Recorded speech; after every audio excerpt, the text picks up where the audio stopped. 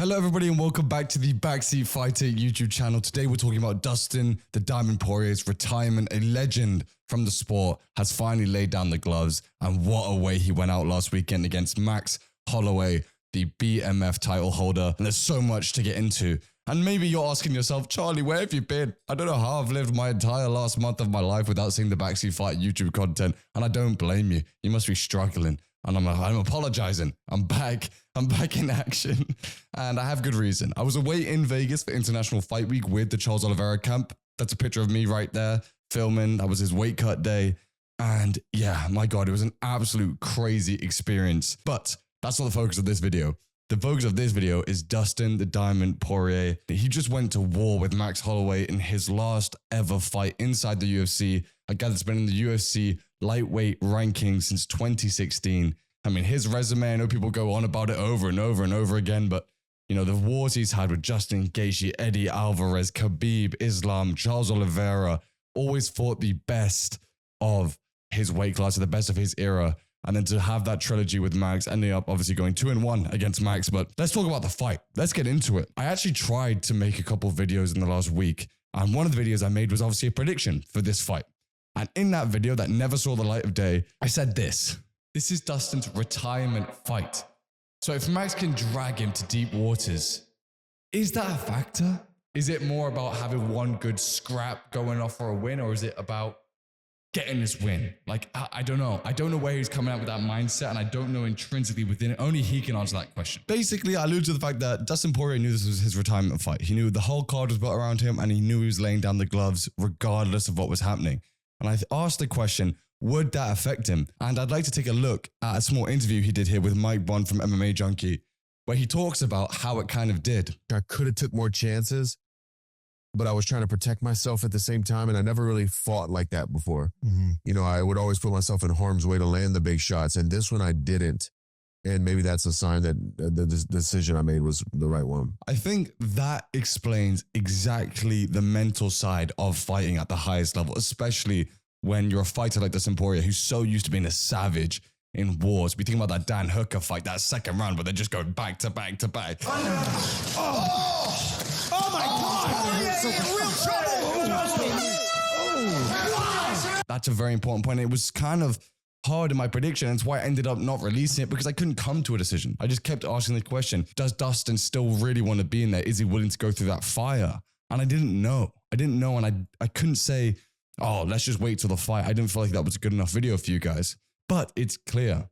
In that last 10 seconds when Max points down to the ground and Dustin accepts the challenge, for a second he tries to go for it. He throws a lovely check right hook that I think actually connects with Max. But then Max starts throwing 14, 15 punch combinations trying to take his head off. And instead of being the Dustin Diamond Poirier that we've seen over the last 18 years inside that cage, we saw a Dustin Poirier that was more worried about preserving his health, getting back to his family, getting back to his daughter. And I'm not even saying that's a problem at all.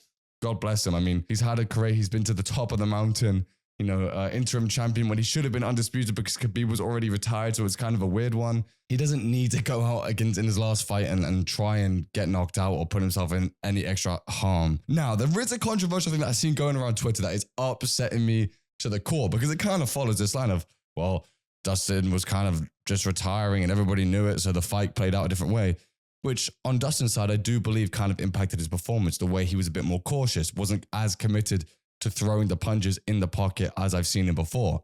But people went on Twitter and said that Max, when he hurt Dustin in the first round, that Max kind of let him off the hook, that didn't go for the kill. I think even Aljamain Sterling put it on his Twitter.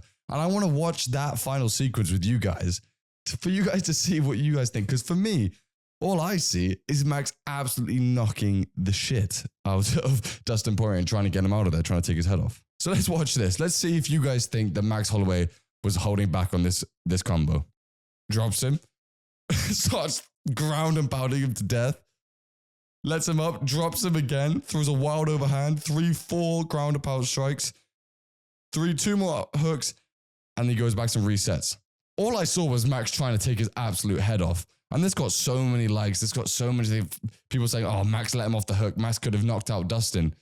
If you watch that Justin Gaethje fight when Max was at lightweight the last time we saw him, he kind of did that with Justin Gaethje. He would hurt him with the spinning back kick, hurt him or stun him, but keep his composure and keep going. I think Max has become a much more intelligent, and calm fighter. I don't think it was because Dustin was retiring or they've got a good friendship outside the octagon that he sort of let him off the hook. That's not who Max Holloway is. Max was trying to go for the kill. So I wanted to dispel that completely. And I think it's disrespectful to Dustin Poirier and to Max Holloway to even make that claim because these guys are savages. And I don't think Dustin would have wanted Max to hold back in his last fight. I don't think that's what he wanted at all. You know, I've followed Dustin Poirier's career.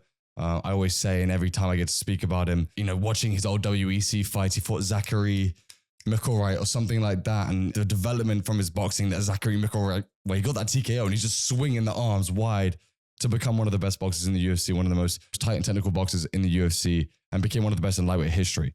Now, for the future of the lightweight division, for the future of this man right here, I wanted Max Holloway to win.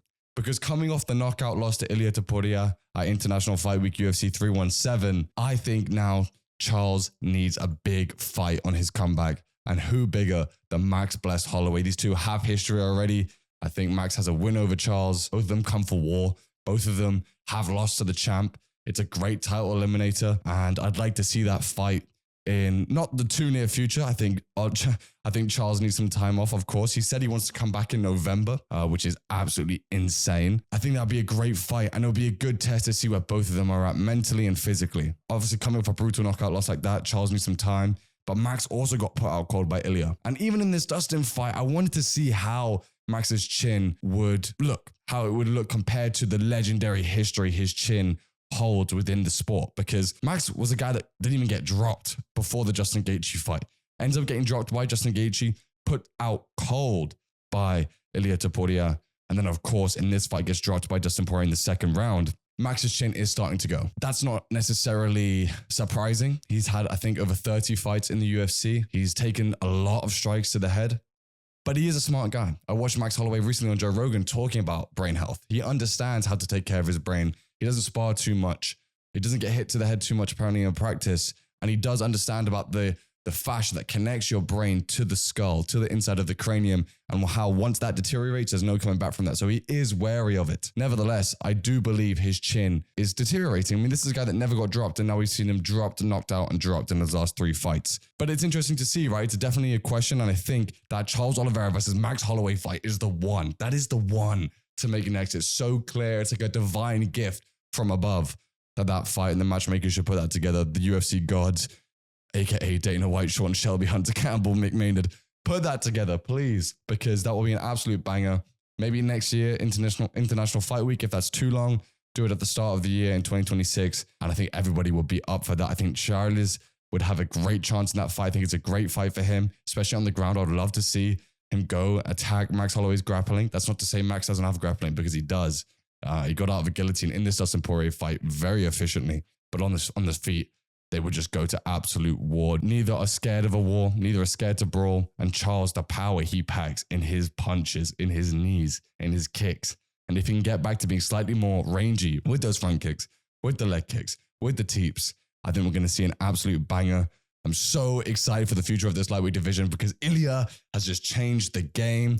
Maybe we get that Islam versus Ilia matchup sometime soon. Max and Charles fight it out, and maybe Justin, Paddy, Arman can kind of sort out the terrain of this lightweight division. Who do you think is going to get the next title shot at the lightweight?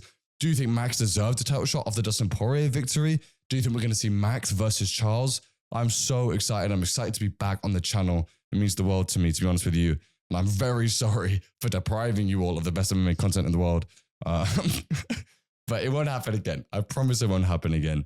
But yeah, we've been doing a lot of work over on the Shooter Box channel. If you're still watching it, I would love for you to go check that out. We did a whole docuseries on YouTube during Charles Oliveira's fight week, all the inside information, all the weight cut, all the press conferences, all of the fighter house, the fight day and the day after, traveling in the car with Charles to the arena, to T-Mobile. So go check that all out. It's been a great month for me in terms of MMA. I hope it has for you too. And this weekend, we've got Robert Whittaker versus RDR in the main event. And obviously a bunch of other good fights on that card. Also, obviously, Jose Ochoa, Shooter Box fighter, flyweight, fighting Asu. Subscribe, comment, like, and I will see you next time. Bye-bye.